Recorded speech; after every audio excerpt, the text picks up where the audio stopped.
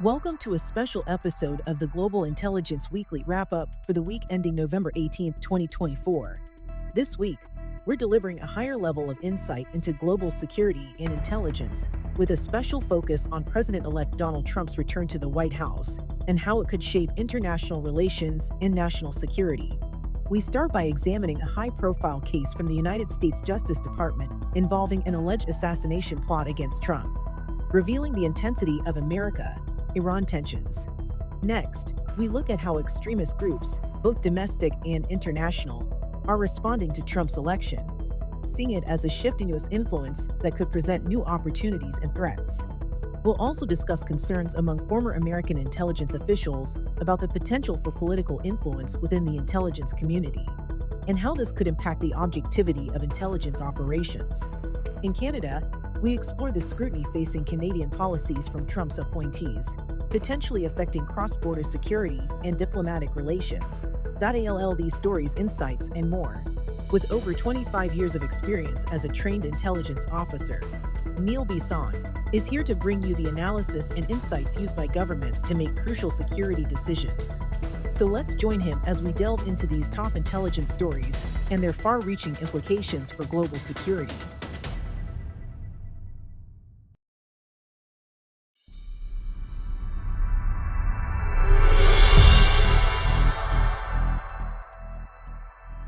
Hello everyone, and welcome back to a special edition of Global Intelligence Weekly Wrap-Up. In this episode, I will be focusing on President-elect Donald Trump and how his return to Washington will shape the world of international relations and national security from an intelligence perspective. Donald Trump is a polarizing and divisive figure. However, as with all of my intelligence products, I am going to focus on the information and let the listener be the judge as to how they wish to see the upcoming 47th President of the United States and his potential effect on the world. Being the leader of the most powerful economic and military country in the world has profound effects on the world's stability. With this in mind, let's dive into the stories that are shaping the world of intelligence from the perspective of a new president taking over. Our first story centers on a high-profile case from the United States Justice Department, which recently charged a man accused of plotting to assassinate President-elect Donald Trump on behalf of Iran's Revolutionary Guard Corps. I'll examine this alleged plot, the background behind it, and what it reveals about the current geopolitical tensions between Iran and the United States. According to a criminal complaint from the U.S. Justice Department, Farhad Shakiri, an Afghan immigrant residing in Tehran, was allegedly tasked by Iran's Revolutionary Guard Corps, or the IRGC, to plan an assassination attempt on President-elect Donald Trump. Shakiri, who reportedly has a history of serious criminal activity in the United States, was deported in 2008 after serving time for a robbery conviction. The charges against Shakiri include conspiracy to provide material support to a terrorist organization, money laundering, and murder for hire. The complaint further alleges that Shakiri's role extended beyond planning Trump's assassination. He also coordinated a plot to kill a prominent Iranian journalist in the United States who was openly criticizing the Iranian leadership. This case is the latest in a string of alleged Iranian attempts to target prominent U.S. figures linked to policies seen as hostile by Tehran. Tensions between Iran and the United States escalated significantly after the Trump administration withdrew from the 2015 nuclear deal and reimposed sanctions on Iran, making a shift in U.S.-Iran relations. In 2020, the Trump administration ordered the assassination of IRGC General Qasem Soleimani, a move that fueled animosity and intensified Iran's rhetoric against the former administration. The IRGC, classified as a terrorist organization by the United States, is no stranger to such alleged plots.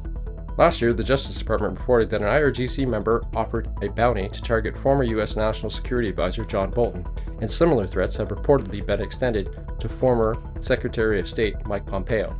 These incidences underscore Iran's continued strategic pressure on U.S. figures associated with hardline policies against Tehran. Attorney General Merrick Garland stated that Shakiri was directed by the Iranian regime to coordinate a network of associates to carry out these plots. While specifics are limited, U.S. intelligence agencies have been closely monitoring these activities, particularly after reports in July suggest a potential assassination plot against Trump. The case highlights the ongoing struggle between Iranian influence operations in the U.S. and efforts to counter them. The Biden administration has emphasized protecting former officials and high-profile threats, like this one, that highlight the persistence of security risks faced by U.S. leaders after leaving office. The targeting of Trump and other officials clearly demonstrates the far-reaching impact of U.S.-Iran relations on individual security. The charges against Farhad Shakiri point to deepening hostilities between Iran and the U.S., with alleged assassination plots marking an alarming escalation. As these cases unfold, they underscore the ongoing security challenges and political complexities in the Iran-U.S. relations. It is likely, given the continued animosity between Iran and the United States, as well as the U.S. continued and likely increased support of Israel, that potential assassination plots out of Iran will also continue. President-elect Trump will need to increase and maintain his security detail upon taking office.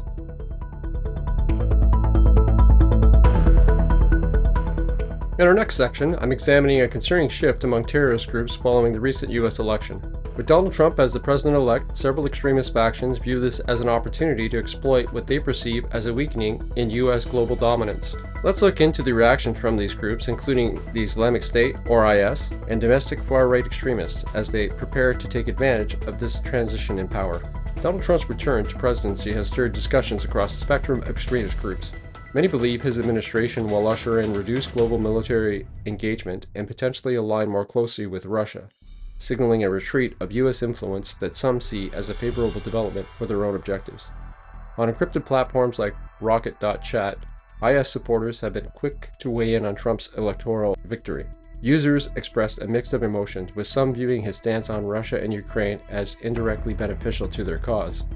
Trump's previous strong action against IS, including the 2019 killing of its leader Abu Bakr al-Baghdadi, haven't been forgotten. Yet, some members speculate that Trump's preference for reducing U.S. involvement in international conflict could create power vacuums they could exploit. Beyond the Middle East, IS and its affiliates continue to monitor Russia closely, as seen in the March 2024 attack of the Moscow theater. For them, any signs of U.S. stepping back, especially in regions like Ukraine, signal opportunities to advance their own objectives against what they consider weakened state targets. Stateside, far-right and neo-Nazi groups have also expressed hope that a Trump administration will shift federal resources away from targeting their activities. On Telegram, former members of the now-defunct Autowaffen division celebrated potential reduction in FBI and DHS agents under Trump's proposed Government Efficiency Commission. The implications of a streamlined federal workforce, potentially less focused on domestic extremism, resonates positively with these circles. Figures within the far-right ecosystem believe this transition could provide them with more freedom to recruit, grow, and operate without significant federal oversight. As some extremists hope, a reduced federal law enforcement presence may mean less surveillance and fewer restrictions on their movements. Meanwhile, violent groups like Blood Tribe expect that even under Trump's administration, their visibility and actions may lead to continued federal scrutiny. Yet, the sentiment among many extremists remains optimistic, with some hoping for an environment where their ideologies face fewer constraints. According to terrorism analysts like Lucas Weber and Joshua Fisher-Birch, the current chatter among both international and domestic extremists reveals a calculated response to the anticipated changes in U.S. foreign and domestic policies. IS members are crafting strategies that they believe will capitalize on perceived geopolitical shifts, while domestic extremist groups interpret Trump's proposed federal workforce cuts as an opportunity to push their agendas without the same level of federal intervention. These responses highlight the dangers of political transitions as opportunistic groups on both sides attempt to exploit their perceived weaknesses in federal law enforcement and foreign policy. Analysts warn that a reduction in counterterrorism focus could embolden these organizations, potentially increasing their threat to both the U.S. and global security. The reactions from terrorist and extremist groups following Trump's election serve as a reminder of the complexities involved in counterterrorism. As the transition unfolds, monitoring these groups' plans and messaging will be essential to understanding the emerging threats that they pose. As my listeners know, Canada has dealt with its fair share of far-right groups as well, and the convoy in the capital demonstrates how emboldened these groups can become when they are left unchecked.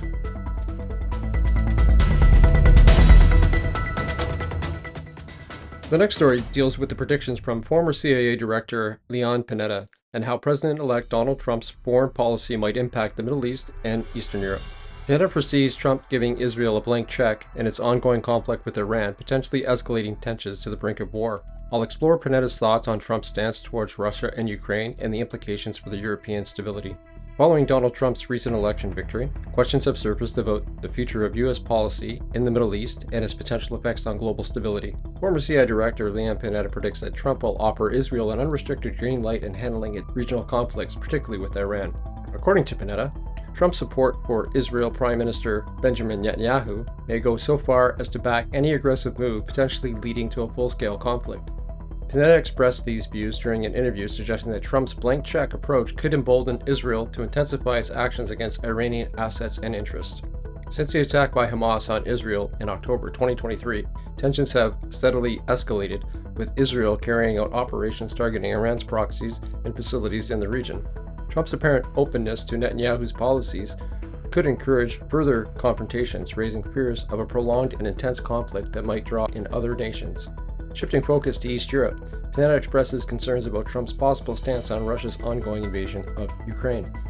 With significant territory under Russian control since 2022, Trump has hinted that he may be inclined to accept a negotiated peace deal that allows Russia to retain portions of Ukraine. This perspective diverges from the previous U.S. administration's unwavering support of Ukraine's sovereignty, raising questions about the potential shift in U.S. commitment to European allies. According to Panetta, Trump's relationship with Russian President Vladimir Putin could complicate diplomatic efforts in Ukraine. Many analysts believe that Trump may face fewer constraints in his second term, enabling him to pursue deals aligned with his personal views on diplomacy. Panetta, however, argues that a successful resolution in Ukraine would require experienced negotiators and a strategic approach, suggesting that Trump may struggle to reach an acceptable agreement. Panetta's predictions paint a challenging picture for the international community.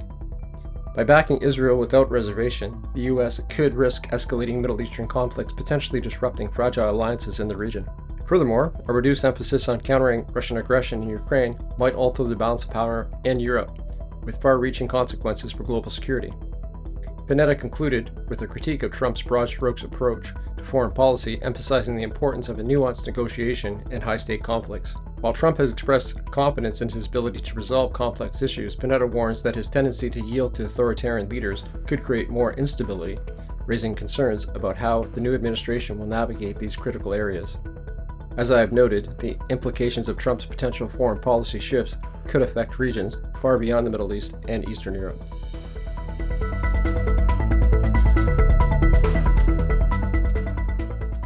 Now let's take a look at an article from NBC News titled, "Former Intelligence Officials Worry Trump Will Try to Politicize and Weaponize CIA." The article explores concerns among former intelligence officers about the potential for increased political influence within United States intelligence agencies as Donald Trump prepares for his second term as president. Let's break down these concerns and what they mean for the intelligence community and national security. At the center of this article are fears that the CIA, along with other U.S. intelligence agencies, may be pressured to serve partisan agendas rather than maintaining objectivity.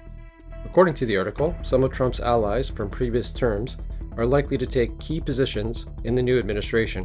One notable figure, Kash Patel, a strong Trump supporter, was considered for a high-level CIA position during Trump's last term but faced resistance. This time, with less institutional pushback, Patel and other loyalists may indeed occupy top intelligence positions. From an intelligence perspective, this shift could lead to compromise analysis, potentially skewed to align with political goals of the administration. This not only threatens the integrity of intelligence operations, but also undermines public trust and international alliances that rely on U.S. intelligence sharing. Historically, U.S. intelligence agencies have worked to stay apolitical, especially in the wake of scandals like Watergate, which led to stricter laws against using intelligence agencies for domestic political purposes. However, Trump's often contentious relationship with the intelligence community, notably his remarks in the 2018 expressing more faith in Russian President Vladimir Putin over U.S. agencies regarding election interference, has already strained this perception of impartiality. This upcoming administration is now raising alarms among experts to see a parallel with past controversial attempts to align intelligence work with political goals. The article includes insights from former intelligence officials like Mark Short, who served under Vice President Pence. Short points out that the intelligence leaders in Trump's first term were generally capable and impartial. Now, however, he and others are concerned that Trump's closest allies may take on unprecedented authority over intelligence in national security matters. Another expert, Glenn Gerstill, a former NSA general counsel, noted that while presidents typically have wide discretion over intelligence agencies, Appointing highly partisan figures could shift the balance of objectivity and intelligence work toward fulfilling specific political agendas. Drawing from my experience, a more politicized intelligence agency could face resistance from career officers committed to the agency's apolitical values. However, loyalty-based appointments may create an environment where some feel pressured to choose between their integrity and their careers. This article sheds light on very real concerns about how intelligence community could change under a second Trump administration. The possibility of increased politicization may not only impact intelligence assessments, but could also affect the United States' positions in global intelligence sharing networks. The next few years will likely see a heightened scrutiny over intelligence operations and potential pushback against the attempts to politicize U.S. intelligence.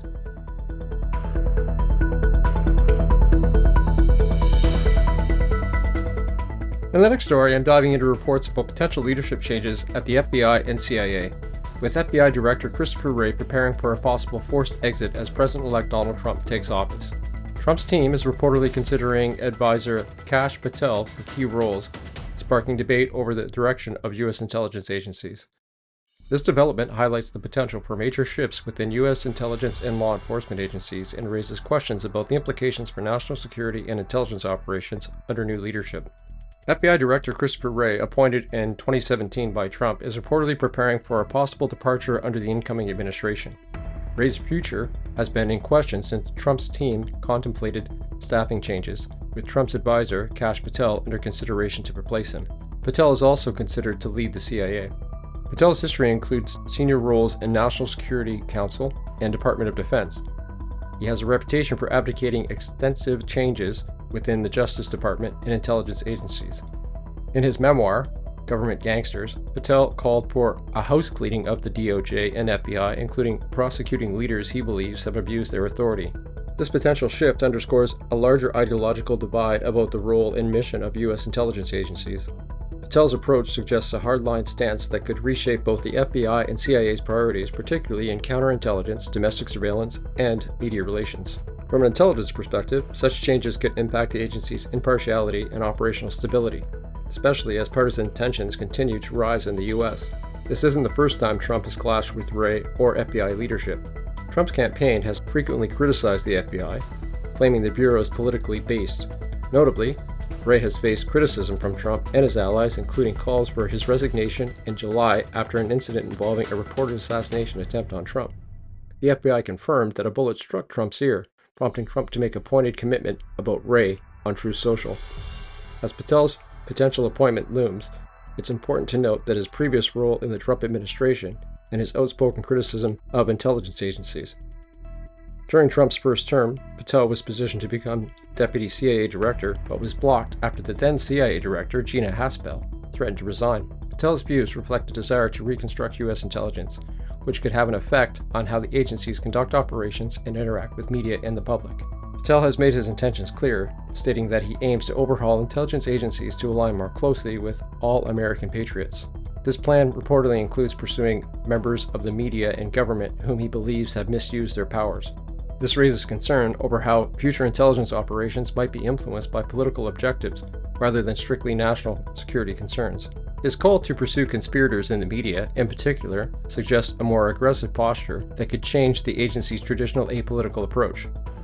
Trump's staffing decisions, such as appointing Susie Wiles as the Chief of Staff and Tom Homan as the Border Czar, indicate a team with a strong loyalty to his administration's vision. If appointed, Patel's leadership would likely usher in a more combative and reform-oriented FBI and CIA. These potential changes to the FBI and CIA leadership suggest a shifting landscape for U.S. intelligence under Trump's administration. The implications for national security are significant, especially as the role of intelligence agencies continues to evolve in an increasingly politicized and polarized environment. As these changes unfold, the intelligence community may face new challenges in maintaining operational integrity and public trust.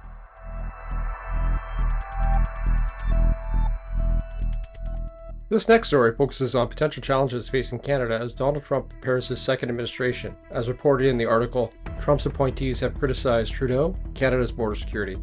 I'll discuss what Trump's selections of key appointees could mean for Canada-US relations and Canada's national security. The article highlights that several of Trump's recent appointees hold strong views against Canadian policies. Figures such as Mark Rubio, Elise Stefanik, and Kristi Noem have voiced criticisms of Canada's approach to immigration, border security, and defense spending, while others have targeted Trudeau's Liberal government specifically. The implications for Canada are significant, as the U.S. administration may pressure Canada on key areas, from border security to defense spending. From an intelligence perspective, a shifting U.S. stance could strain historically close Canada-U.S. relations. Rubio, anticipated as the Secretary of State, has raised concerns about Canada's border policies and acceptance of refugees, suggesting that this could increase risk to U.S. national security.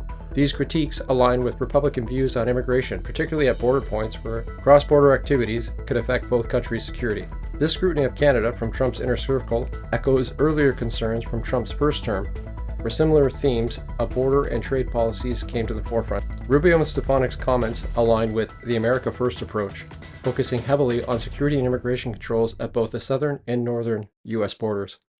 Rubio's particular concern about Canada's acceptance of Palestinian refugees has been noted as a security risk in the U.S., underscoring the divisive stance on immigration that Trump's team appears to adopt. Looking back, past Republican-led administrations have often emphasized stringent border measures and rigorous trade agreements. The Canada-U.S.-Mexico Agreement, CUSMA, renegotiated during Trump's first term, is an example of this approach. With CUSMA up for review in 2026, we can see renewed pressure on Canada for increased defense spending, higher tariffs, and a stricter cross-border security measure control. Professor Fen Hampson, an expert on U.S.-Canada relations from the Carleton University, has noted that Trump's appointees are generally not sympathetic to Canadian positions. In the article, he points out that individuals like Kristi Noem, potentially head of Homeland Security, lack a history of collaboration with Canadian leaders and have been critical of Canada's border and defense policies. The appointment of Elise Stefanik as UN ambassador has also raised concerns, as she has a limited foreign policy experience and a strong stance against UN policies and Canada's humanitarian commitments. In my view, the return of an American First administration could mean heightened scrutiny of Canada's security and defense commitments. This is especially relevant in a climate where global security threats such as Russian aggression and Chinese influence are prevalent, and Canada's position may be viewed as too lenient by Trump's advisors. Trump's recent appointment signals potential challenges ahead for U.S.-Canada relations. The focus on border security, defense spending, and immigration policies could put Canada in a difficult position. With CUSMA up for review and an American First approach shaping Trump's policies, Canada will likely face intensified scrutiny.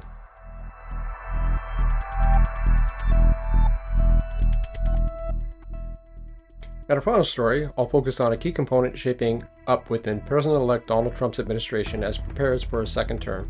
Trump has tapped Representative Mike Waltz of Florida, a decorated combat veteran and longtime ally, to serve as his national security advisor. This role is pivotal, especially as the U.S. navigates complex geopolitical issues such as conflicts in Ukraine and Israel and rising tensions with China and Iran. Mike Waltz's appointment stands out for several reasons. As a former Green Beret with extensive experience in Afghanistan and the Middle East, Waltz would bring a unique perspective to the role, marking for the first time how a Green Beret would hold this position. Trump's selection of Waltz signals a focus on loyalty and alignment with his agenda, particularly regarding the America First philosophy that has defined much of Trump's approach to national security. Waltz's background and values align with Trump's broader policy goals, which include reassessing U.S. commitments abroad and prioritizing domestic security, especially along the southern border. Given that Waltz is vocal about issues like Afghanistan's withdrawal and its impact on America's allies, his stance suggests a shift towards a more nuanced, perhaps restrictive approach to foreign engagement. Waltz's selection reflects Trump's evolving strategy for filling high-level national security roles with trusted allies.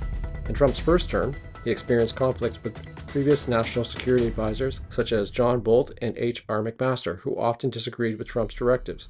This time, it appears Trump aims to sidestep these challenges by appointing individuals like Waltz, who share his foreign policy vision and can advocate strongly for the administration's agenda without internal conflict. The choice of Waltz may also have a ripple effect on the GOP's internal debate over foreign policy. With Waltz in a lead position, we may see a revival of Trump's America First priorities, likely challenging the party's hawkish stance on U.S. foreign involvement. In his previous public statements, Waltz has highlighted his frustration with the lack of support for legal immigrants and those affected by the chaotic Afghanistan withdrawal, emphasizing his commitment to U.S. allies. He recently commented on the challenges many Afghans face post-withdrawal, noting how many have risked their lives for the U.S. and are still awaiting a path to safety. From my perspective, Waltz's appointment could bring a more disciplined approach to foreign policy decisions, particularly those impacting former allies and strategic partners. His military background could also have a grounding effect in policy discussions, especially regarding discussions with long-term national security implications. Representative Mike Waltz's potential appointment as Trump's national security advisor is a strategic move toward a cohesive national security team that aligns closely with Trump's objectives. With Waltz's experience and loyalty, we see a shift in the U.S. stance on foreign conflicts and a renewed emphasis on border security. Well, there you have it.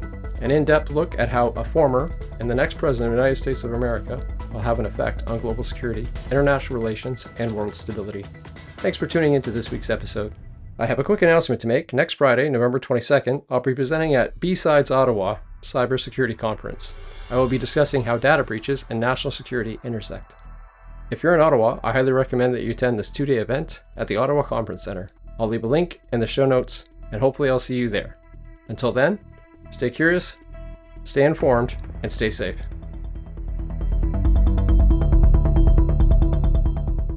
Thank you for tuning in to this special episode of the Global Intelligence Weekly Wrap-Up. Every episode is crafted with in-depth research and professional analysis, bringing you the latest on intelligence, espionage, foreign interference, and global security. We're here to help you stay informed and prepared in an increasingly complex world. If you found today's insights valuable, please consider leaving a comment, liking, or sharing this episode. Your support helps us reach a wider audience, enabling us to continue delivering expert intelligence insights week after week. For more resources, terminology, blogs, and a deeper dive into intelligence topics, be sure to visit our website, the Global Intelligence Knowledge Network. It's your hub for additional insights, articles, and expert commentary. As Neil always says, stay curious, stay informed, and stay safe. We look forward to bringing you more essential analysis next week. Thank you for being a valued part of our engaged, informed community.